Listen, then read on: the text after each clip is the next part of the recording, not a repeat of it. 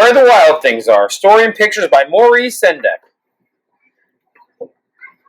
The night Max wore his wolf suit and made mischief of one kind and another. His mother called him Wild Thing, and Max said, "I'll eat you up." And he was sent to bed without eating anything. That very night, in Max's room, a forest grew and grew and grew until his ceiling hung with vines and the walls became the world all around. And an ocean tumbled by a private boat for Max, and he sailed off through night and day, and in and out of weeks, and almost over a year to where the wild things are.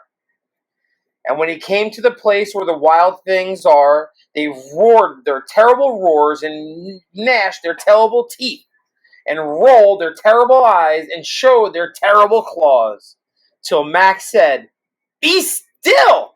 and tamed them with the magic trick of staring into all of their yellow eyes without blinking once, and they were frightened and called him the most wild thing of all, and made him the king of all wild things. And now, Max cried, "Let the wild rumpus start!"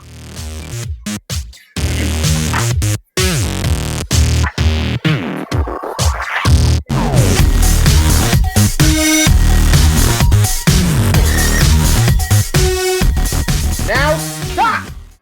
Max said, and sent the wild things off to bed without their supper. And Max, the king of all the wild things, was lonely and wanted to be where someone loved him best of all. Then, all around from far away across the world, he smelled good things to eat. So he gave up being king of where the wild things are. But the wild things cried, "Oh, please don't go. We'll eat you up. We'll love you so."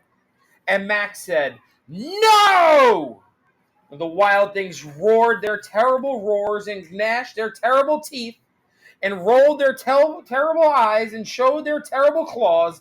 But Max stepped into his private boat and waved goodbye, and sailed back over a year, in and out of weeks, and through a day, and into the night of his very own room, where he found his supper waiting for him. And it was still hot. Where the Wild Things Are.